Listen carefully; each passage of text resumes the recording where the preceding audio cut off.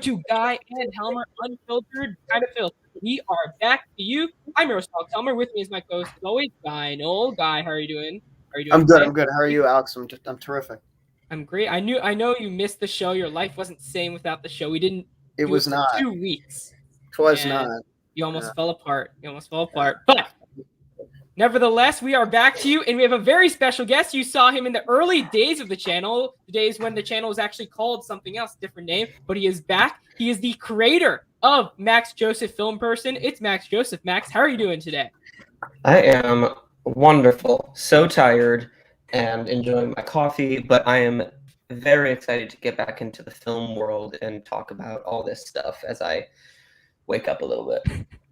Awesome. And I know it's a big day for all us football fans. I know you're a Browns fan, so a big day for us. So we'll try to make this brief, but No, we'll all talk good. about movies. We'll try to make your day better before the No, I'm pumped. possible impending disaster. But we'll save the Watch your football talk. Watch your tongue. Don't worry, I'm an Eagles fan, so I have no stake in I like those Jalen Hurts. battles. He's been my quarterback all year. He's been my fantasy Q. Thank you. He's my fantasy quarterback as well. I know Guy thinks we're speaking alien language right now, so Yeah, I'll try to limit the football talk. But Max, so for those who aren't All aware good. of your channel, your channel, the link for that will be down in the description below for those who haven't gotten a chance to see some of your videos. So make sure to subscribe there, but kind of tell everyone kind of how your channel originated, why you kind of wanted to start it in the first place, and how it's kind of evolved over time. Yeah, so I just realized my notifications are on, so I'm turning these off because that's gonna piss me No off. problem. Okay, 3. Okay, so I really started my channel just because I love movies. It's kind of evolved into like a very like Oscar focused thing, which is great, and I'm trying to evolve it into something that's not just that because I love more than just the Oscars.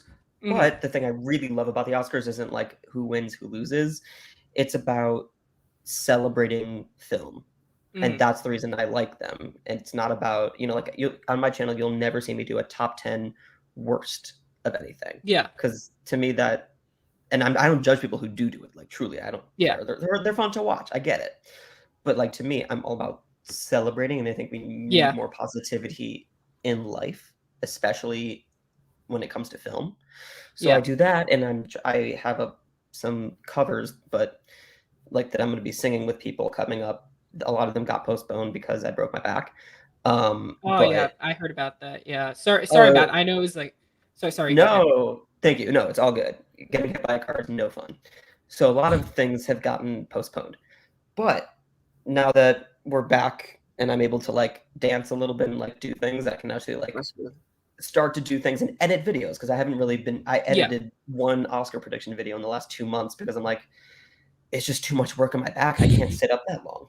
Yeah. So we're almost at full strength. I think in the next couple months I'll be there. But my whole channel is just about celebrating film. So I like to talk to people like yourself who just like love talking about things, and it's just a good chat. That's the whole point of film, is to have your own opinions and just to celebrate. That's what I love about movies. Of course. And so once you get back to full strength, what are your kind of plans for your channel? Of course, we're approaching the Academy Awards, we're approaching the Critics' Choice, Golden Globes, etc. So do you have any big plans for your channel in regards to the award season? Kind of some stuff you want to do? Were you going to do another live stream during the Oscars, that kind of stuff? Yeah, I don't know if I'm going to do a live stream during the Oscars. I don't know. I like to have, like, I don't want to have to just like sit there and like just like do nothing during commercials. And also like for the Oscars, I want people to like watch the Oscars. And then like if you want to come see me, you can. But like have your own discussions. You know, like, and I might do it in the future, but right now I don't have a plan to do it. But I'll still do like a reaction, like I'll record myself. But I don't know, the live stream during the Oscars has just never been for me. But that might change tomorrow. I have no idea. But I'll still do reactions. I'll still do predictions. But I'm changing up my predictions this year. I can't go into it because it's kind of like a secret thing. But I'm doing something different. And it's my predictions for anyone who's watching is they're not going to come out, obviously, on the first of the month because that has passed. But I'm waiting till after the Globes happen on the 9th, and then I think the SAG nominations come out on the 12th or the 15th or something. So my prediction will come out after that, because it's kind of pointless to send them out now when everything's about to change. No, I completely get the Oscar live stream thing. I remember we did an Oscar reaction video, and I wasn't even gonna post it because I was like 3.5 hours in. I'm like, who would want to watch this? But so I eventually edited it down. It was like a 10-minute video, a 3.5 hour presentation, 10-minute video, which is actually pretty good. But I completely understand what you mean, especially during commercials, stuff like that. Maybe we'll see. It sounds kind of fun, and it also just sounds like a lot. It does. Yeah.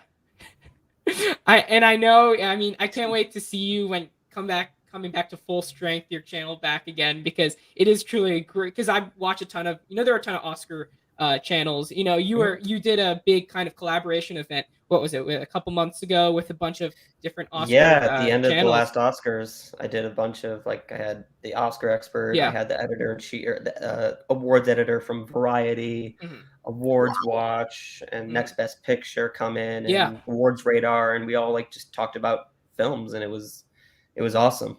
It was a great event, and and there are a ton of great channels, and yours is one of the ones that I have the pleasure of I have the pleasure of getting to know you and your channel, because it is some great stuff. So thank you for making that type of content. And if you decide to continue, I will definitely be there. And as well, and also good luck on stage. I know Guy Knoll, my co-host, Guy is also a showman, if you will, comedian, singer as well. Yeah. Okay. Yeah. So many a time I perform. Many a time. Yeah. Love it. Awesome. So let's get to some movie talk. We have a ton of great movie, TV, a lot of new releases to talk about, as well as some cool news, some awesome box office projections, or some maybe not awesome box office numbers for some particular movies. But we will talk about all of that. If you are new to the channel, however, make sure to subscribe, make sure to like the video, and make sure to ring that bell so you're notified whenever we go live for Unfiltered like this, as well as whenever we put out some of our other videos, like some of our film trivia matches, Cinemores, all that jazz. So again, subscribe to the channel. Make sure to subscribe to Max's channel. Follow us on Instagram, and follow Mr. Guy Knoll on Instagram as well. So let's get started. Again, we have a lot of new movie releases that we're going to talk about. Some that occurred within the last 2 weeks, but because we haven't been live with you for some time, we're going to be talking about those as well. So the first film we're going to talk about is Licorice Pizza, which is Paul Thomas Anderson's new film. Very highly anticipated. I know when I was kind of looking over the movie releases over the second half of 2021, this was number one on my list, especially after I saw David Bowie's Life of Mars in that phenomenal trailer. But trailer. Max, I'll go to you first. What are your thoughts on Licorice Pizza, and what are your thoughts as well on its Oscar chances after seeing the film? Yeah, this movie is pretty much just perfect. It is just pure, unbridled joy, and it's so different than anything he's ever done. It's exactly what the Oscars, I think, want this year. It's in my top 10 of the year. It's number 7 right now, and I still have a few more big ones to watch. Although I'm pretty much there. I pretty much have seen everything I need to see. Alana Haim is a freaking star. Oh my God, give her 17 Oscars. I think the screenplay is magnificent. The story is great. The acting is great. Bradley Cooper is just out of his mind, insanely awesome. I love Cooper Hoffman. As soon as I saw him, he has some mannerisms that his dad did, and it was almost freaky watching him. It was it was beautiful, and also very sad watching him. I think it has a shot to get a very good amount of nominations. I think it has a really, really good shot to win original screenplay. Yeah. I don't know if it has enough love to get picture, but I mean, it has Critics' Choice, it has Globe, it has HCA. Yeah. I mean, it has everything you need to. Oh wait, no, it doesn't have HCA. Sorry. But it has the most wins as of now, I believe. As far as screenplay goes, I think it's just a phenomenal film. The only thing I have about it is like the age difference between the two. Yeah. Other than that, it is just such a delight. I have talked to actually a couple Oscar voters who have said to me, like, there's not really a story. And I'm like, interesting. I disagree. And does it really matter? I don't know. It just made me so happy. It was just so pure. And it was just about like young love. And it was just like, it was such a celebration of film, which is again, like that's what my channel is about. It's literally about just like celebrating.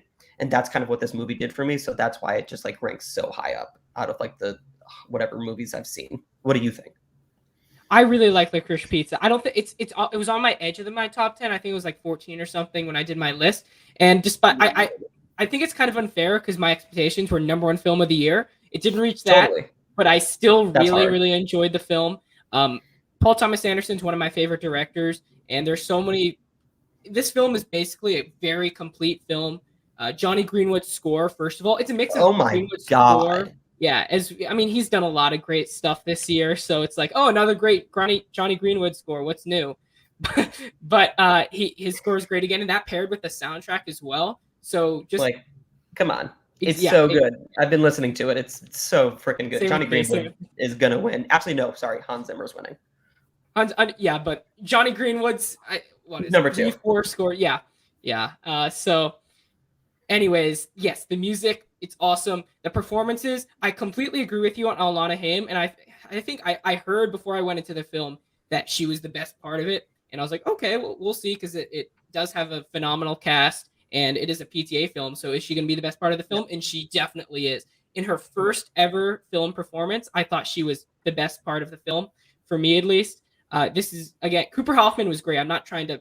He was amazing. He was great too in his first film role as well. But Alana Haim, I just couldn't take my eyes off her when she was running, when she was talking, the way her facial mannerisms, her kind of what she did with her hands. It all just felt very real. She felt like such a real person. PTA is so PTA is so great at crafting such memorable characters, and Alana Haim definitely kind of fits that mold. I thought, again, she was great, and the fact that she had to play off this kind of, she's in real life, she's 30 years old, and she had to play this 25-year-old girl who also at the same time is a bit naive and childish, but is trying to be mature at the same time. So taking all of that into account, she definitely had to do a lot in order to make this character come to life. And so her performance was great. Cooper Hoffman as well. I mean, phenomenal. Like you said, I definitely saw his dad in him a lot. I found the character to be very relatable for me. And I loved kind of the smart ass kind of attitude that he kind of displayed throughout the film. And the cinematography was great. It was bright. It was fun. It was very 70s-esque. It brought me back to that time period. And then I remember I was sitting, I was like an hour and a half through this film, and I was like, oh my God, Bradley Cooper hasn't showed up yet. Where is he? Princess Draft.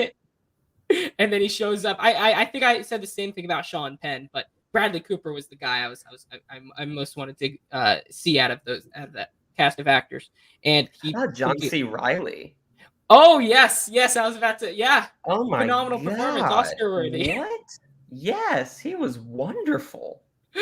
Yeah, I don't want to give away too much about John C. Reilly. All I'll say is that I met up with someone who saw the film about a couple days later, and I said, "Did you see John C. Reilly?" He was like, "Yes, I did." I was like, "That's nice. Good for you. We're both on the same page."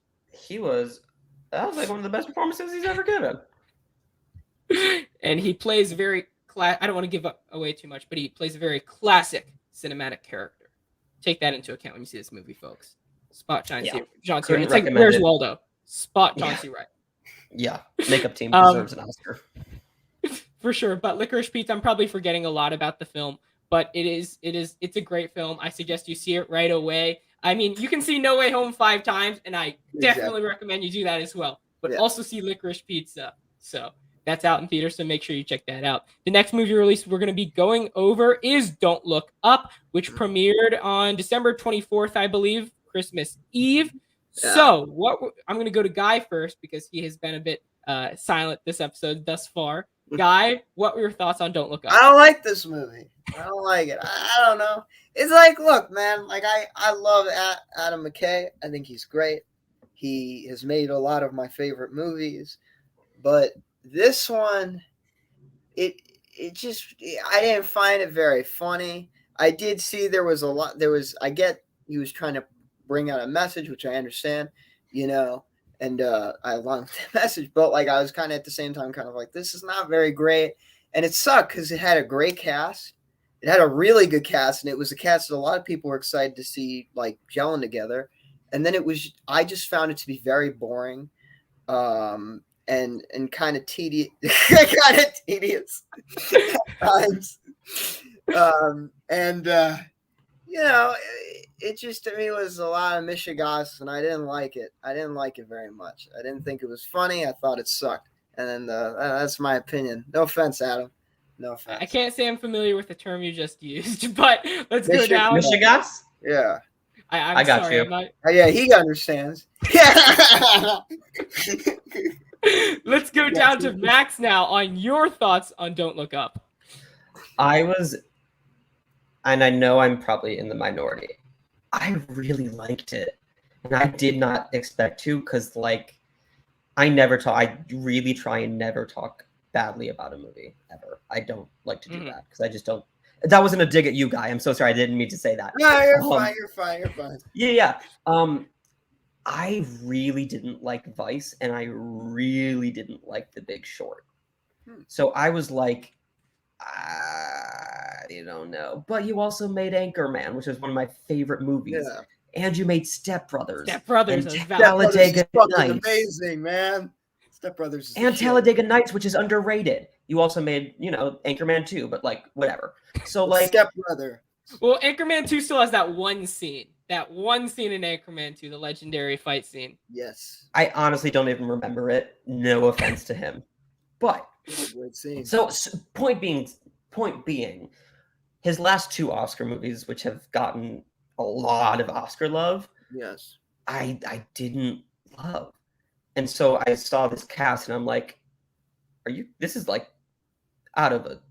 this is not the real cast. This is like a Dune cast. Like this is an high caliber. This is impossible how you got all these people. It can't be bad, right? But the whole time I'm like, I don't know, this doesn't look like it's going to be very wonderful. Yeah. Man, I had such a good time. And there was the underlying message of like, Trump, you're an idiot, which is like always a plus for me.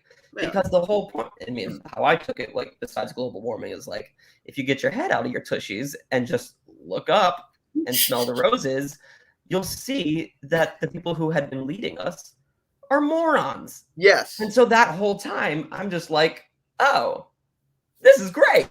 Because they're making fun of an idiot. That's basically what it was to me. Sorry, real quick, Max. I think your internet is a bit wonky at the moment, so you're cutting in and out. Oh, no. I mean, I agree. That part I did like that element because I understood it. It's like, and especially Meryl Streep's character was obviously like a combination of Sarah Palin and Donald Trump in like one. And so I was like, I see you. That's clever. But yeah, I mean, at the same time, I was kind of, and I understand it. I agree with it. One of the things that I always go into with a film is I'm always trying to escape from the reality of life. And to me, movie, and it's not that I have a problem with it, but it just reminded me of life. And I hate life. Not that sounds a little wrong, but like I just don't like I watch the news a lot. I get depressed, I see this movie, the world fucking blows up. Jonah Hill's, still like, what's up, Earth? I just didn't like that. I didn't like that. That's all. No, I feel you. I couldn't help but have a good time. I get why people don't like it. It worked for me. I had such a wonderful time, and I don't know. I thought it was clever. I don't know if the Oscar voters are going to go for it, but they seem to go for everything Adam McKay does. So, like, don't be surprised if it gets like 8 nominations. And those 9 and 10 spots are kind of wide open at the moment. So it's like, hey, maybe. Oh, yeah. It will. It has a very good shot of taking that 9 or 10 slot in Best Picture. Yeah. although I am on kind of Guy's side on this one, I also will say, Max, you are definitely not alone. Actually, I think I'm seeing a lot of more people who like Don't Look Up that a lot of those who don't. Maybe it's just because the initial reactions came in and people weren't expecting it to be great. Maybe, but everybody I'm seeing seems to love this movie, and I mean, which is great. Like, I don't want everyone to hate it, despite the fact that I didn't enjoy it. But I'm seeing a lot, which is, I mean, I love Adam McKay. I think Max, I think we're actually on the opposite side of the spectrum, because I loved Vice, but I didn't like Don't Look Up. So I think we do agree on Step Brothers, though. That is something we do agree on. Step Brothers is like a universal thing, though. Like, did we just become best friends? How can you hate Step Brothers? I showed Step Brothers. Guy, please don't touch my drum set, please. Exactly. But my grandmother fucking loves Step Brothers. I showed it to her. I was like, "You got to see this movie, Bubby. You won't believe this shit." I showed it to her. She fucking loved it. She thought it was hilarious. She loved the drum set scene too. She really thought that one was like top notch. But it's so good. But anyway, so I did not particularly enjoy Don't Look.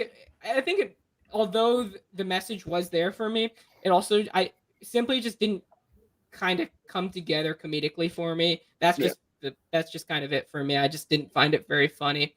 The comedic style is, it is kind of, what do you call it? Not a parody. Like, I'm trying to find the right word. Spoof for it. Although parody and spoof is like parody is, I guess. But I just didn't find the comedy very appealing for me. I'm more of like a reactionary, maybe satire. Satire, that's the word. Satire. And the comedy didn't really hit for me.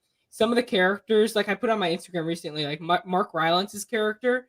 Mark Rylance in this movie kind of felt like that one. Like, for the first scene he showed up in the movie, I'm like, okay, that's pretty cool. But then he's like in the entire movie, and I'm like, oh my god, this is getting a bit too much. It's kind of like in Kingsman 2, The Golden Circle, where Elton John was in the movie for one scene, but then he's like in the entire movie. I'm like, oh my god, why is Elton John in here for so long? But I liked Elton John's scenes. I thought those were I love Elton John. He's my favorite singer of all time, but I'm like, exactly, I don't need that much Elton John. And same thing with Mark Rylance. And I put something on my Instagram recently. Well, I saw something on Instagram, I should say, but that was like, Adam McKay has ruined one of the most beloved. Oh yeah. And I put something, just a joke that I was like, oh, the entire historical biopic genre is going to go extinct if we lose Mark Rylance. And no, that man is amazing. He is, despite the fact that I haven't seen Bridge of Spies. I still love the guy. Yeah, I know. I should get on it. I'm a big Spielberg fan. So good. Oh my god, he's so talented. It's mind-boggling. He's so subtle. Oh my god, is he freaking fantastic. But anyway, yeah, there's some performances that stood out for me. Some characters that I really did like.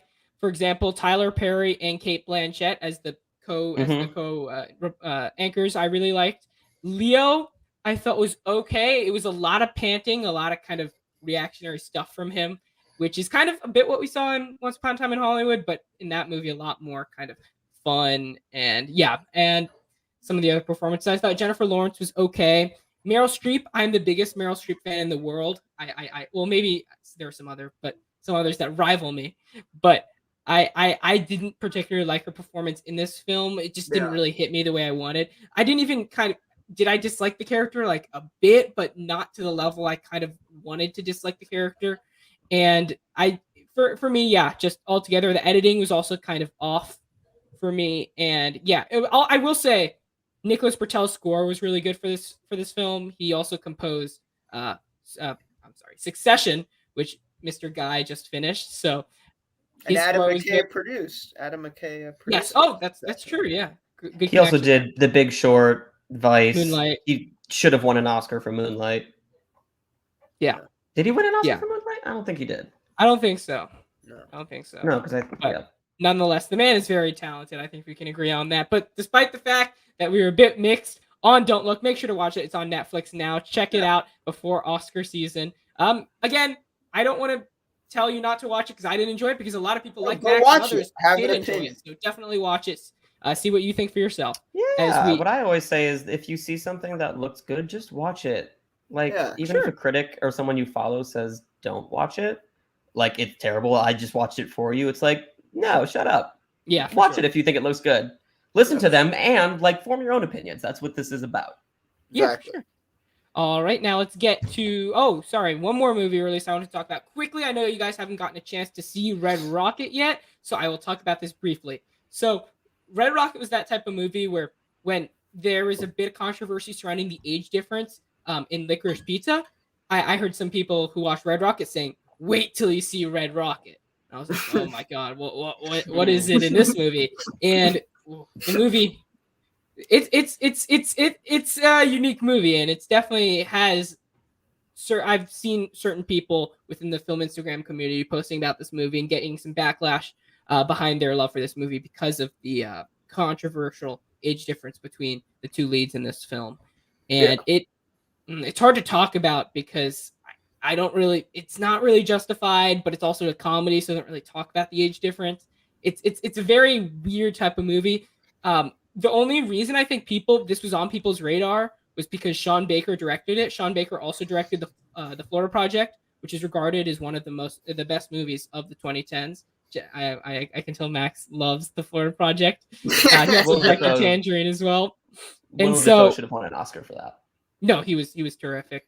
And Red Rocket, directed by Sean Baker as well. Red Rocket, I liked Red Rocket. Not one of my favorites of the year, but I will say Simon Rex was amazing in it.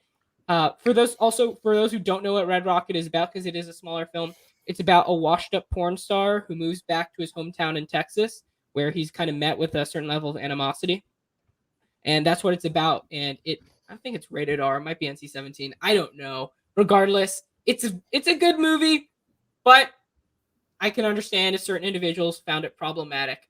It is a comedy technically, so if you go in there laughing your butt off, hey, I mean, good for you. But yes, Red Rocket out now. So those are our new movie releases. Now let's go to the world of TV. And guys, we got more live action Star Wars to talk about. We haven't gotten to in some time. It's always good to have Star Wars in general, but live action Star Wars, something different. So we got the first episode of the Book of Boba Fett. Guy, I'm going to go to you. What are your thoughts on episode 1 of the Book of Boba Fett? Okay, so the Book of Boba Fett, if you love the heart and the warmth and fun of Mandalorian, get ready for that not to be in the Book of Boba Fett. I mean, honest to God, like I was like, when I saw these trailers, I was like, okay, he's running a criminal empire. Looks kind of badass. Watch the first episode, he gets his ass kicked by a bunch of guys with blue shields. Like it was very disappointing to me. But I did like that they did show how he got out of the pit. That was something that I was like, just do that immediately. That's something that you should do. And my cousin, who saw Return of the Jedi when it came out, called me that day and said, I've been waiting for that fucking scene for over 40 years. And I was just like, it was really funny. I was like, good to know. And, I liked that, but at the same time, like it felt like there were too many flashbacks in one episode. I didn't like the way it would just go back and forth, and it was also kind of weird that this one guy has a criminal empire. He only has 2 bodyguards and a cool bounty hunter next to him, but like I'm like, that's your empire? It just seems very unrealistic for like a criminal. I didn't really like it because there was no drive. There was no real purpose to what Boba Fett was. We don't even know what Boba Fett's supposed to do. Like it's just he's got this new crib and that's it. There's nothing else going on. I mean, that's all I got to say about it. Wasn't the biggest thing. So like, if we're comparing like episode 1 of Mandalorian and episode 1 of Boba Fett, there's no comparison. Like Mandalorian all the way, But again, Boba Fett, like a lot of people my age, and I think not most people, Boba Fett was always my favorite character. Like I had the action figure. Like anyone who wasn't a Jedi was like. I have 7 Boba Fett action figures above my toilet, and they're all standing next to each other. Okay, so I'm a huge Boba Fett fan. So to see this show about this character that I grew up idolizing, besides Luke and whatever. And Leia and whatever, but like I don't know, it was very cool to see it. I love seeing him come out of the what's the monster? It's escaping my name. The Sarlacc. Thank you. Yeah. That was really cool. Because everyone was always hoping, like, man, what if he survived that? And he did, which is great. And everyone, obviously, that was so important to show us how the heck he did it, or else this whole show would have been like, the whole time everyone would have just been thinking. Everyone would just be like, the fuck, we wanted to see that. That was like the first thing we wanted to see. That's why we came here in the first place, you know? Yeah, what? I'm excited to see where it goes. I only watched it once. Like, usually, like, with these shows, I watch them, like, 7 times in a row. Yeah. Like, I think I watched The Mandalorian, like, 3 times back to back to back, that first episode. This I've seen once. I thought it was fun. It was good. I'm not expecting it to be the greatest thing ever. I just want to have a good time, and I'm having a good time with it. I don't want to butcher his name. Tamura, is that his name? Tamura Morrison. Yeah. Thank you, Tamura Morrison. I'm much more well-versed in the film world. He's amazing as Boba Fett. Obviously, Ming-Na is just, like, out of her mind brilliant. So, yeah, it's a good time. I have fun. I love the world of Star Wars. It's closer to, like, what they did with Mandalorian is, like, they made their own world. Like, they made it, like, a Western, which was really cool. This they're keeping much more in the world of, like, the Skywalker saga universe kind of thing. Yeah. Like, it feels more in that with what we're used to, as opposed to Mandalorian, which is what I think was so appealing about it, was that it was, like, something we'd never seen. In the Star Wars universe. They made their own universe. And then eventually they kind of went back to what we know, which is fine because it was really cool. But they stuck to, like, the universe that we know, and it's Boba Fett, and it's good action, and it's fun. Is it going to be as good as Mandalorian? I don't care. I just want to have a good time. But I feel you, Guy, on your things. Has anyone ever said that you also kind of look like Guy from That Thing You Do? What? Guy from that. Have you seen? No. Have you seen That Thing You Do? No, I've never. A lot of people just say they just looks like John Hawkes from 3 Billboards. That's right. Maybe it's just because your name is Guy. Oh, you really look like this guy. Oh my god. Okay. Guy. Okay. You guys more important than anything. What are we doing, Rickles right now? Y'all trying to roast me in the middle of No. If anything comes from this conversation, when we are done, have you seen That Thing You Do? No, I have not. Okay, it's in my top 10 movies, literally of all time. Oh, nice. Ever. You need to watch it immediately. Cool. Also, go Star Wars. There we go. Come on, man. That's not right. That is a compliment. That is a compliment. I don't know about that. But anyway. He's so handsome. Okay. Let's talk about Boba Fett. Anyway, no. More important, you need to watch that. And Star Wars is great. Okay. Continue. Yes, One other thing. Me and Alex talked about this. We're pissed because he's not wearing that helmet. Go, Alex. Rant about I just have a pet peeve about him taking the helmet off because I'm like, he's a Mandalorian. Put your helmet on. It's just kind of, I'm like, okay, in the original trilogy, he had his helmet always on, but then when he goes into that the bar, they're like, oh, can I clean your armor? And he's like, okay. He takes his helmet off and he gives it to him, or her, whoever it was. And I was like, oh, okay, you're just giving away your helmet now, which is your kind father's of helmet. The helmet that your father's head was cut off in. You're gonna give that helmet away? But anyways, it's the first episode, so I do think it'll get a lot better. I think the Dances with Wolves type narrative is a bit kind of, it's just been done so much, especially we got Dances with Wolves, got Avatar, so it's like, do we need it again in Book of Boba Fett again? And as well as that, this episode is subtitle. Also, I saw it in a episode of John Campea, which I saw live. He called it the Brochure of Boba Fett, not the Book of Boba Fett, because really it didn't get that much. It's more of kind of a sampling. And at the end of the episode, it's kind of like I blinked and it was over. We didn't really get much of it. Not much happened. We saw him escape the Sarlacc, which is an important piece of information. And we saw that kind of what happened after that as he was kind of enslaved by the Tusken Raiders. But we didn't really get too much information other than that. So that's why I did subtitle this episode The Brochure of Boba Fett. But despite that, I do think this show has a lot of potential. It's just great to get more live action Star Wars. I can't get enough of it.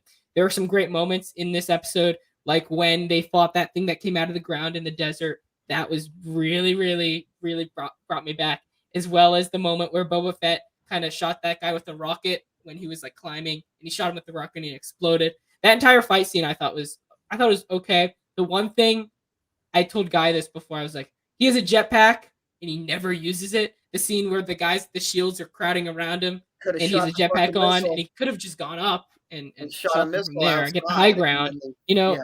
I thought Anakin would have made the difference by saying I have the high ground, but I guess no one listened to him. Everybody made it into a meme, but powers. Anakin was right, but anyways, people think about the meme. They don't think about the I don't know, the actual how good it might be in battle. But anyways, yes, that is Book of Boba Fett. Any final thoughts before we get to the new kind of topic? Any excitement for next episode? Yeah, I'm excited. Cad Bane's in it. I'm excited, but I know it's not gonna happen. I need Cad Bane. I need more Cad Bane in my life. I mean, yeah, that's the thing. He's the best. All right, so now let's move on quickly to Cobra Kai season 4. I know I'll give you guys a speaking rest for now. Thank you. But I'll talk for now because Cobra Kai season 4 was released on December 31st. So what was I doing on December 31st, New Year's Eve? I binged the entire series, or not the entire series, the entire season of Cobra Kai season 4. I'm a huge Cobra Kai fan, and I actually watched it recently. I watched it the past summer.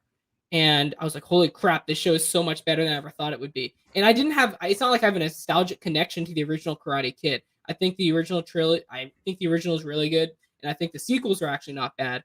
But I didn't have this nostalgic connection to it. But then I watched the show and I absolutely fell in love with it.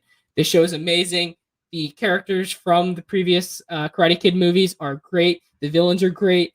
The karate, the action, great. The storylines are great. Everything about the show is great. Season 4, the newest season, is phenomenal. It is the best season of the show. It kind of pits Cobra Kai versus the heroes of the show, Miyagi-Do and Eagle Fang, as Guy leaves us. But Cobra Kai season 4, my favorite season of the show thus far. Check it out. It's on Netflix. I watched the entire season in one day, and it was definitely worth it. As we now go to our movie topics, I'm going to Guy, I'll come back soon. But let's first go over to the box office numbers from the past weekend, as Spider-Man No Way Home becomes the third fastest film to cross $1 billion. It is Sony's highest grossing movie of all time. Max, your thoughts? What does this mean for the future of movie theaters, and how big of a success is this for Sony? What does it mean for movie theaters is a very interesting question. Mm-hmm. I don't know, because people are just like, oh gosh, look at In the Heights, look at West Side Story, look at all these movies that came out that should have gotten this giant number. Oh, it must be the pandemic. Yeah. Or look at Dune. Oh, it's because of HBO Max. Oh, okay, so maybe it's the movie theater business, maybe it's this, maybe it's that. Spider-Man No Way Home comes out and it makes $1 billion. Oh. Marvel. That's what people want to go see in a theater. Because most people, I'm not to generalize, most people are going to see a movie like Don't Look Up. And let's pretend it wasn't a Netflix film. They're going to wait. They don't need to see it. They're thinking, and again, I don't mean to generalize, but if I'm someone who doesn't normally go to a movie theater and I have the opportunity to see Don't Look Up December 1st in theaters or December 22nd on my couch, I'm going to wait. Why would I go and expose myself to possibly getting sick? Yeah. And B, it's not a Marvel movie, so why do I have to see it immediately? I don't want to get spoiled. People don't care. And again, I'm generalizing. It's not very fair. With a Marvel movie, there's spoilers. Yeah. There's the pressure of saying, I need to go see this immediately. Yeah. And people love superhero movies. And that's what is making money. The Lost, I'm looking at my letterbox, like people don't want to go see West Side Story in theaters because they're just like, it's not a Marvel movie. Is it good that movie theaters are still making a buttload of money? Yeah. But it is very sad that people will only go to the theaters for like basically one kind of film. Yeah. So it's sad that that's the case. However, it is good that movie theaters are making money. I'm so mixed about it. Yeah. Because if I have the opportunity, like, because I'm a movie lover, I'm not comfortable going to a movie theater right now. Like, I'm not going anytime soon. Mm-hmm. So I'm waiting to kind of like see everything. But if I'm healthy and the world is not, you know, filled with this virus, I'm going to go see every little film that I can in theater because that's just how I like, that's like my escape. That's like my safe place. Yeah. But for most people, they don't care. They just want to go, they'll watch it on their couch.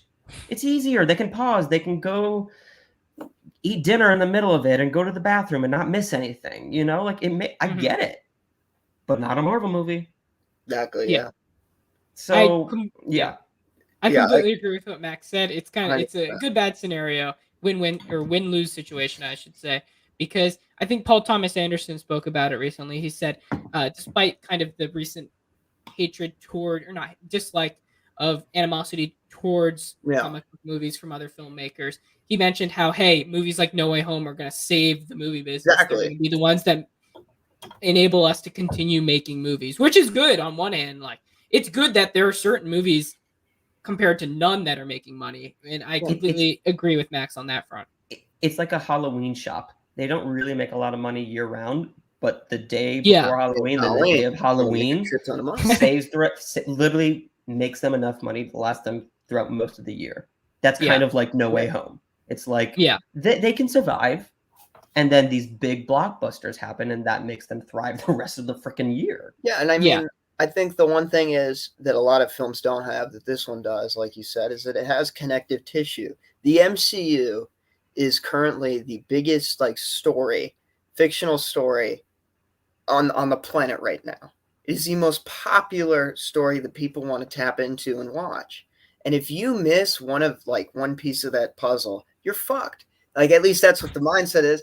And especially when you see it like the second week, because you know it's going to be spoiled for you. You know there's going to be a post, and you don't want it to be spoiled. This movie, by the way, I found it to be fucking amazing. So I understand why it got like the amount of money it did, because it's an event. This is an end game. This is Force Awakens. This is that kind of movie where you really have it's where every kind of generation of fan can come in and have a good time. And that's what makes this movie so special. And I think that's why so many people want to watch it. It's a great movie. And then there was another movie we're about to talk about, didn't do as great, but like this one did great because it's got the connective tissue and in so many ways. And it's Spider-Man, and Spider-Man is the most relatable character you got. He's the most financially successful superhero on the planet. And I like what you said about it's an event. Yes, that's a really good way to put it.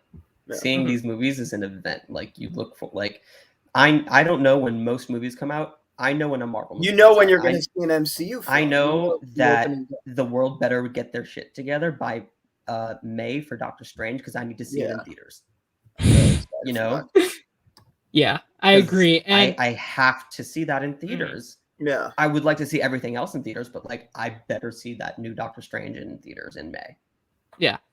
And I also want to say, in regards to other movies, we're going to talk about a big movie that also bombed as well. I think the pandemic is also magnifying a lot of the movies you talked about, making them bomb even harder. Like, you talked about West Side Story, The Last Duel, which are movies that suffered enormously. These are movies I do think, because pre-pandemic we did see, again, this was something that was occurring a lot pre-pandemic, where Marvel movies were succeeding a lot while smaller movies weren't so at all. And so this is nothing new that we're seeing, but it's also something that is being magnified even more. Like, West Side Story suffered a lot more than it should have. And I get it, because in terms of its marketing, in terms of its ability to reach younger audiences, I watched it and I loved it. But a lot of people aren't interested in seeing a musical set in the 1960s with kids with switchblades. It's just not something that a lot of people are interested in nowadays, which sucks because the movie is good, the music is great, but it's sadly not something that a lot of people are interested in because it's not a Marvel movie. Yeah. I mean, if like fucking Spider-Man swung in, or if you had like, I don't know, fucking Winter Soldier, because he'd get frozen and unfrozen in time, so he'd be there in the 70s. He'd just be like, I'm here for a second. Then everyone would watch the fucking movie. But no, can I tell you? Sorry, go ahead. But like, it's just essentially box office crap you. Like, it just didn't fucking work out for this movie, which is very disappointing. But go on. Another huge reason is because, thank goodness, they didn't have a big name. Like, Les Mis, how many movie stars was in that? A gajillion. Yeah. West Side Story, you didn't. But the reason, one of the biggest reasons it was so freaking perfect, in my opinion, is that you had people who could actually sing. And who could actually dance and actually act and do all three of those things together. Yeah. You didn't have that in most movie musicals leading up to this year. That's the reason In the Heights was so freaking perfect. That's the reason Tick, Tick, Boom was so perfect. They got very lucky with Andrew Garfield. They got very lucky because he didn't sing up to that point. He was like, yeah, sure, I can kind of sing. And then he, might win an Oscar for it. Deservedly so. But you had Robin DeJesus, who was a Tony nominee. And you had Olga Merediz in The Heights, who was a Tony nominee, who should also be a front runner for supporting actress, by the way. And that's the reason these big three musicals were so freaking good, is because you actually had talented people in them who aren't big names, like, doesn't matter who, but like, think about Mamma Mia and Les Mis. Like, you actually had people who couldn't like do it. And that's the reason it was so good. And also just shout out to the movie musicals this year, because holy mother of God, this is the best year musicals have had in the film industry in decades. For sure. And a lot has changed because when you look at musicals of the past, like it's crazy to think about. In the 1960s, Sound of Music was the highest grossing movie of the decade, which is crazy to think about. My Fair Lady, Sound of Music, Mary Poppins. You had all of these, and those were blockbusters at the time. Yeah, exactly. Huge. Yeah, exactly. Such a shame. And then I was looking up the domestic box office numbers. I mean, you guys, for 2021, the top 4: Spider-Man, Shang-Chi, Venom, Black Widow, and then we go to F9 Eternals. Yeah, it's a lot of Marvel. I mean, and again, it's good that people are going out and seeing these movies. But I love that word. Exactly. Yeah, but again, there are a lot of movies that are unfairly being not punished, but unfairly disappointing. It is disappointing. And then there were a lot of even bigger movies, like No Time to Die didn't do very well, because I mean, I guess people aren't into like a big movie like No Time to Die isn't as popular now as, say, the next Spider-Man movie. Yeah, movies like even Halloween Kills, for example, was put in theaters the same day as Peacock, which was I put that's my very face in my hands at that not time. a good decision. The same day thing is just very stupid, bad tactic. Exactly. But anyways, we're not going to end our box office talk because unfortunately it gets worse from here. As Matrix Resurrections earned, I believe it was $23 million at the box office. It underperformed. It dropped also 61% the following weekend, so this weekend. And it also earned less than Sing 2, which I did not expect. It's a Matrix movie, Sing 2, 2 movies in that franchise. The Matrix, original Matrix, one of the most popular movies of all time, which is a huge shocker. I guess HBO had something to do with this decision. After I saw Matrix Resurrections, I came back home and my dad was watching it on TV, and I was like, "Oh, that's interesting." It makes a lot of sense. And it's sad because, again, you can think what you want to think about the new Matrix movie. A lot of people don't like it. I personally did, but you don't want a movie like that to bomb because it makes it less. It doesn't enable more people to make movies, because if Warner Brothers loses a lot of money, they're going to be like, oh, we shouldn't make this many movies because it's going to lose like over $100 million. They made a big mistake this year. They made this last year, but they made a huge mistake on that front with the HBO Max day and release. And and that makes a lot of sense. I also think it's partly because a lot of people wanted to see. They also released it at the same time as Spider-Man, so that also was another thing that did them in. Yeah. All right, so now let's move on to our next topic. Again, if you're new to the channel, make sure to subscribe to the channel. Do that if you haven't already. Like the video. As we move on now to our second big topic, unfortunately, it doesn't get any happier from here until we get to buy or sell. So, but unfortunately, the great Betty White passed away over the last week. She passed away on New Year's Eve, a couple days before she was going to turn 100.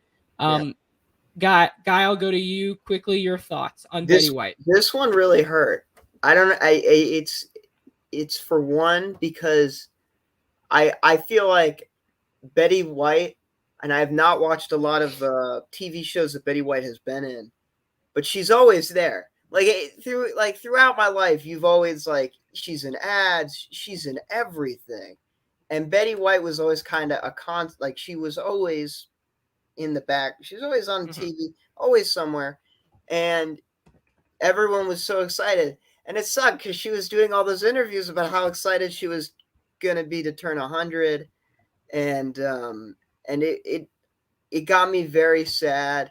And it also got me. I saw a photo today of the Mary Tyler Moore Show cast, and it was this group, and they're all gone now. Most of them are gone now, and that since Ed Asner actually passed away a few months ago, and we talked about that then. But it's very sad to me. I think this is a legend. This is, for one, she was a great person. She's an activist. I could go on about the amount of achievements, the Emmys she's won. She's great, but it got me very sad because I was like, oh, there's no more Betty White. That you're not gonna, see another Snickers ad where she's playing football, and you might not remember that, but that's my favorite Snickers ad where they're like, you're playing football like Betty White out there, and then it's Betty White, and then she eats a Snickers, and then turns into some normal guy. I just thought that was funny, but I'm gonna miss Betty White. I think she was terrific, and she was hilarious. Max? Yeah, it just sucks. I mean, there's always when basically when any celebrity dies, one of the first things I see, besides rest in peace to this individual, one of the first things I see after that is now everyone form a group circle around Betty White. And now she's gone. And that is just so sad because she seemed to always be this bright spot, not just in the film, TV world, but just in the world. Yeah. You think about Betty White, you just if you're having a shit conversation and all of a sudden you say, remember Betty White, you do this. Betty White's awesome. It's I didn't grow up on the Golden Girls. I didn't grow up with her show. Right, yeah. But every single person knows Betty White. Yeah. You know that she brought smiles to millions of people. It's a really, really sad loss, especially because, like you said, she was, I think, 15 something days away from her 15 to 20 birthday. Days. She was born in 1922. She was so close, and everyone wanted her to get there. But there was something I said that when I found out, I didn't believe it. I thought, I thought it was a joke. On the TMZ, I was like, oh, it's one of those times where TMZ gets tricked. And I thought she did. I thought she was making a joke. I thought she was making a joke of it, and everyone was like, yeah, she's dead. And I was like, no way. And then I looked, and then I have a few hours, as the hours went by, I was like, oh no. And it got me very sad because I really like Betty White. It's a major loss. It's a huge loss. She was one of the most legendary activists, performers ever. Yeah. I agree, and then it's a huge loss.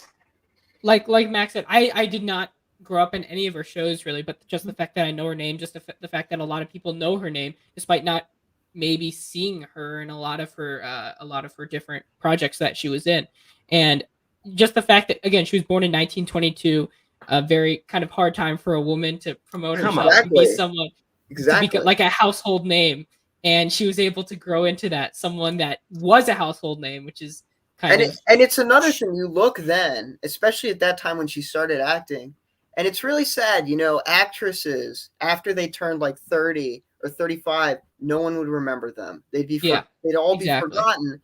Yeah. And as time went by, she managed through even to the day she died to be one of the most relevant female people in pop culture. I mean, I would say everyone knows who Betty White is. And so that's one of the funniest actors of all time. And she's hilarious, hilarious and brilliant. Like I saw the AFI thing where she sang Hello Dolly, but instead said Hello More. It's so funny. Check that out. She was brilliant. She showed up everywhere. I saw a clip of her on WWE when she was on there. Exactly. So funny. God, she was so funny in that. But that was what was great is that when she got older, she would just show up in these things that you would never expect her to be in. Yeah. And it would just make it so much funnier. And she knew it, and she was brilliant. Yeah. There was a great, sorry, just like a last thing. No, have you seen anything about her bringing on the black tap dancer? No, I haven't. No. She brought on this black tap dancer on her show. And there's a quote. I was on the show and they had letters from Mississippi and elsewhere that some of the stations would not carry the show if I was permitted to stay on there. Duncan, who was the tap dancer. And then, well, Betty wrote back and said, needless to say, we used Arthur Duncan every opportunity we could. So like way ahead of her time. Yeah. Always an activist. Brilliant. Just truly a brave and very brave. I mean, in that, especially at that time, you know, it's like the first woman executive producer on her own show, I think, ever. Yeah. Something like that. Yeah. I don't know all the details, but I know that she was huge. I agree. And that's a great place to leave off. May her memory be a blessing. Despite the fact that we will miss her, what a life she had. So that's definitely something we could all, and a legacy that we will continue to live for on. Sure. Yeah, for sure. As we now move on to buy or sell, in which we're going to talk about some of the smaller news topics within the world of film that occurred over the last week, 2 weeks, and we're going to talk about if you would buy that news or if you would sell that news. Just a quick comment I wanted to highlight. Hey, go Chiefs, go Browns, go Rams. Not sure about the Chiefs part, but Rams, I'm with you. Even though the Browns need the Chiefs. Wild card, yeah. But anyways. Again, 1 hour to football. I'll try to end this show quick so we can all, enjoy our good. Sunday. I'll look at the wall. All right. So again, buy or sell. We have 4 topics that we're going to talk about. The first one, Dwayne Johnson has rejected Vin Diesel's invite him to come back to the franchise in Fast 10. Are we going to buy or sell this news? Buy? I mean, it's I guess it's a little funny. I don't know. Just the way he was proposing. He's like, "Man, we really need you," and then he's like, "Nope." And it's just... And the thing is, he also brought up the Paul Walker card, which is just in his kind of trying to get Dwayne Johnson back. He brought up Paul Walker. It's just like, don't want to do that. But anyways, I'm going to sell this news because I'm sad that Dwayne Johnson will not come back to a franchise that I ironically like, but at the same time, is my favorite part of the franchise actually. But it's no coincidence that when he appeared in Fast 5, the franchise instantly got better. So it's sad, but I guess we're gonna have to deal with the cards we've been dealt. And Dwayne Johnson will not appear. Max, are you a fan of the Fast and Furious franchise, or are you just a observer? No, I mean, I'm a fan. I didn't again grow up on them. I mean, they came out when I was growing up. Yeah. But I'm not like, oh my God, Fast and Furious. I think they are a boatload of fun and I'll go see them every single time they come out. Yeah. But, I don't think they need The Rock to survive. I mean, they might because he's kind of the biggest actor on the planet right now. But very subtly the biggest actor. Yeah. He's so much fun, but I don't need him in order to enjoy the series. Would I enjoy it maybe a little bit more? Maybe, but I don't know. I don't really care. I just want to have fun. Yeah. I completely agree. I also no, I'm patient. I'm very eager, to say the least, about Fast 10. Fast 9. It doesn't need Dwayne Johnson in order to make money, that's for sure. F9. One of the highest grossing films of 2021. Would I like him to come back? Yes, but at the same time, the franchise can keep breathing without him. If they keep getting the memes of Vin Diesel saying family, they'll be fine. Exactly. Yeah. No, for sure. Especially if they do that Fast and Furious Jurassic Park cinematic universe that we've all been waiting on. That's a thing. No, it's a thing. Look it up. No, it's like it's whispers within the That's pop hilarious. culture zeitgeist. All of a sudden, like a car just goes driving down Chris Pratt riding a dinosaur, and it's just like that would be fun. Yeah, no, Chris Pratt and Vin Diesel, 2 separate T-Rexes, followed by an army of what's it called? Those smaller dinosaurs. Velociraptors. Yes, I'm sorry, I'm not very I'm well. down. What if it's Chris Pratt and a Velociraptor sharing a car? You know, I think that would be pretty funny. This is, I mean, we're just pitching them ideas Just for free, guys. We got to do this. We got to do this. Fiction. Can't do this for Sounds free. like a good time to me. But now let's move on to our next topic. Michael Keaton has joined the cast of Batgirl on HBO Max. I will start off on this one. I'm going to buy this one. Yeah. I'm not too particularly excited for Batgirl, but if it was between no Michael Keaton and Michael Keaton and Batgirl, I'll take the more Michael Keaton because he is, despite the fact that I don't love him as Batman, he's not one of my favorites. I still think the nostalgic factor for me, just seeing him back in the cape and cowl, is something I want to see more of. So I'll buy this. Exactly. News. I will also buy this news because, yeah, I agree with Alex. I'm still skeptical about this movie because it's being released directly on HBO. Yeah. So I'm kind of like, is it going to be good? But then they have all these like really good cast members, and I'm like, oh, this seems good. But I'm going to buy it though because I personally really like Michael Keaton's Batman. Not the movies, but I like him as Bat. I always thought I looked really cool as Batman, so I'm gonna buy it. Anything that has Leslie Grace, I don't care. I will be watching it. She was in the Heights. That's where I know her from. Okay, got it. That is, I mean, as soon as she was announced to be, I mean, again, my 3 biggest genre, I guess, animated, musicals, superhero. Yeah. So she was just in one of my favorite musicals of the year and one of my favorite movies of the year. And now she's going into a superhero movie? Yeah. Pretty good. Are you kidding me? So she gained like a lifelong fan for me after her performance in The Heights. So I'm thrilled about her. Michael Keaton, sure. Couldn't care less. I would go see this and be just as excited with or without him. And maybe it adds like a little bit more excitement. But I'm just excited about Leslie Grace, honestly. I will tell you, somebody who I forgot was in this cast, I looked it up. Brendan Fraser will be playing Firefly in this movie. We talked about Brendan Fraser. Okay, that's actually very cool. I'm Brendan Fraser.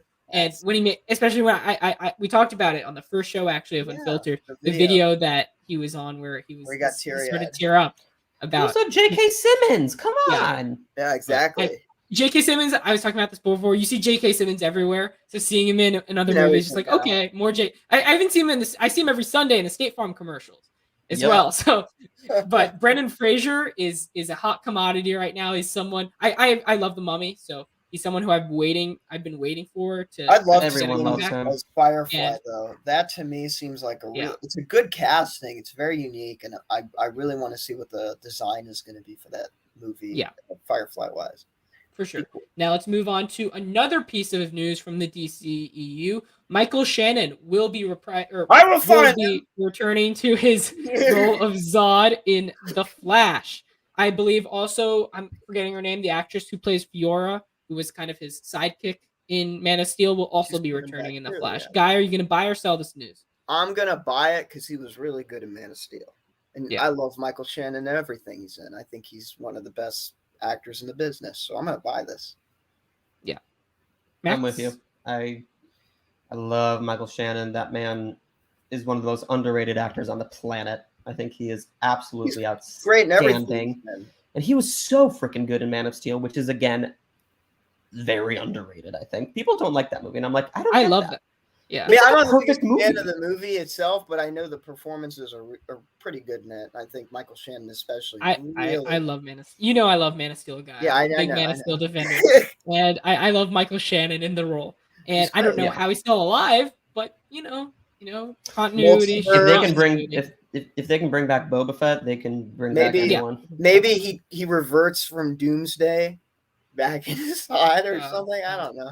They brought back Superman. They can bring back Zod. Exactly. Yeah. Oh yeah, that is true. That is. True. Also Ezra Miller can travel in time. So like he'll probably go back in time, and that's how he just needs neck replacement surgery, and he'll be fine. I mean, literally, it says the Flash travels back in time to prevent the murder of his mother, an act which disrupts time significantly. Is how he came back.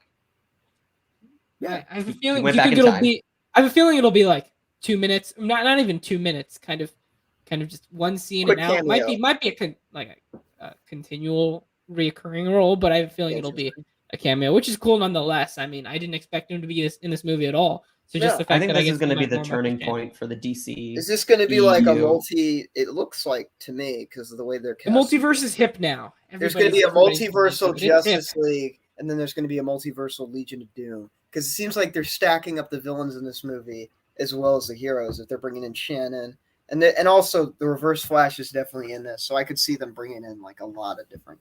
This could be their big kind of movie. I'm very intrigued. Every new news about the Flash and the new casting is really piques my interest, so I'm excited. Bye.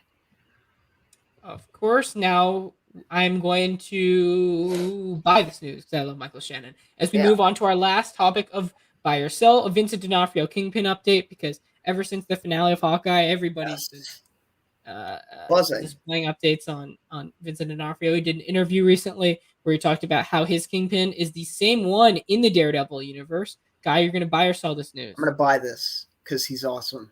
I mean, like, look, the Hawkeye version, is he as good? No.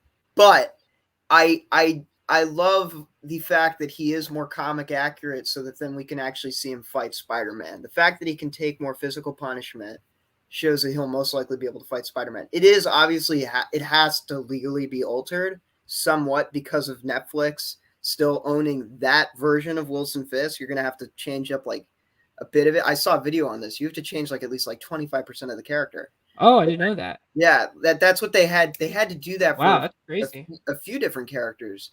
And that's partly why Vincent D'Onofrio's Kingpin's a little different. He's got shabbier clothes. He's bigger.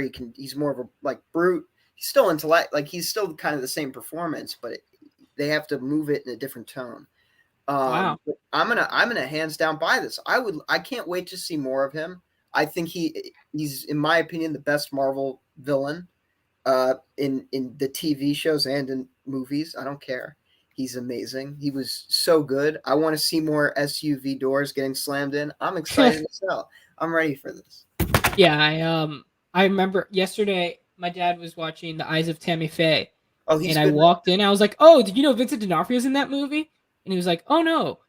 I kid you not. The moment I asked, you see Vincent D'Onofrio walking up in like kind of slow motion, then they do a freeze frame and they show the character's name. I'm like, that's Kingpin. That's Vincent D'Onofrio. And I was like, oh my god, he showed it right away. That is crazy. The moment I asked about it, that's like the 15 Palmer moment.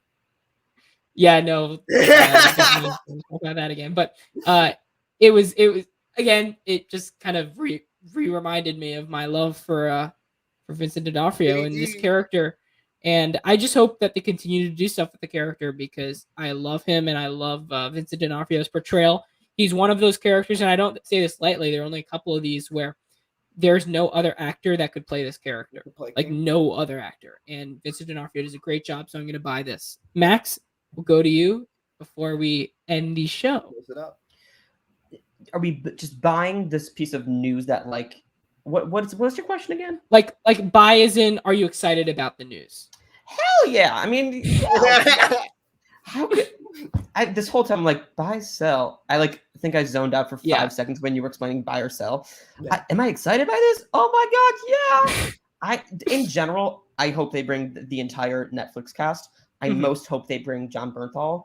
I just don't know if they're going to do it because my only worry for this character, for Kingpin and for Jessica Jones and for Daredevil and for Punisher, they got to do it. They got to do it well and they got to do it right. Yeah. Yeah. So, one of the biggest draws of the Daredevil was how gory it was. Yes. And how unfiltered it was. It's tough because that's going to be really hard for the MCU to do. Like, I remember there was a Comic-Con and someone was they announced that Doctor Strange was going to be like a horror film. And someone in the audience yelled, "Is it going to be rated R?" And Kevin Feige just responded, "No, it's going to be rated PG-13 and you're going to like it." So with that being said, I hope that they can follow through on that with these characters that kind of are gory and kind of swear a lot. So like, they're not pretty characters. There's a lot of texture and meat in those characters. And so if they do that well, which I trust Kevin Feige to do, I'm pumped. And so far, so good. I think his performance in the last episode of Hawkeye was so cool. I think in the episode before, they had like, oh yeah, that's the guy I've been scared about this whole time. I thought that was awesome. I thought it was perfectly said. It led us in the right direction. So am I excited? Heck yeah. I just hope it's done right. And I trust Kevin Feige to do it right. For sure. I couldn't agree more. And I'm excited. I'm excited, but at the same time, very you're nervous. Cautiously optimistic. There's a good reason to be, because I think that this portrayal of Kingpin is very different, radically different. I think it's not as good, and I'm hoping they improve upon it. D'Onofrio is still great, but the writing of that, I wasn't the biggest fan of Hawkeye, so the writing of that version of the character, I was not too keen on. But I am very. I think they're gonna have better writing, because I think they only have it for one episode. Like they didn't have a full story. I think that they're gonna be able to do it like when he's in like the movies, or if he's throughout a whole season. I think they'll be able to give him some more like text. And just hire a Daredevil writer. Hire one. So just hire one. So do you guys think it will return to that kind of Netflix Marvel universe that we love? Do you think it's going to be more kind of Disneyfied, or do you think it's going to be a combination of both? I think it's going to be a combination of both, because they can't keep everything.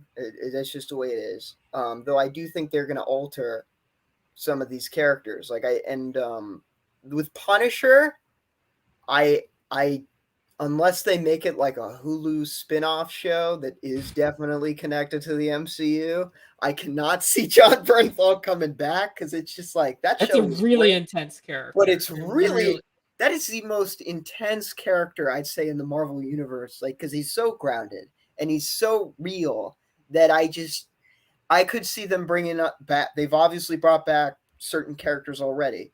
But definitely I'd see them bringing. I wouldn't see them using the same Iron Fist, but like Luke Cage, totally forgot about Iron Fist. Yeah, bring those two back, because I met the actor who played Iron Fist. Yeah, and he's a really nice guy. He's a really nice guy. He's very nice. He was in Game of Thrones, which I love. I love that. That's the one thing you can say. He's a really nice guy. He's a very nice guy, and he's a really great actor. He's a great actor. He is really nice. I hope they bring all of them along, because I think I would love it if they brought them all along. Yeah. Especially Jessica Jones. Oh my God, she was great. She is so great.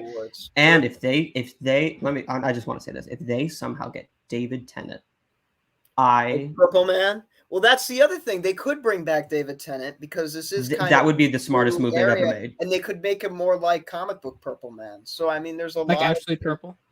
Yeah, no, actually purple. Like in the comics, he's actually purple.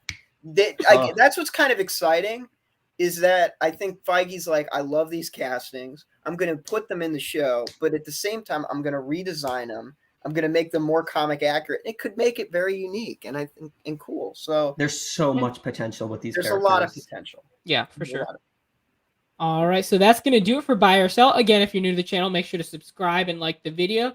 That would really help us out if you could do that. And then real quickly, I had a question for Max. I know people love your predictions. You mentioned it earlier in the show.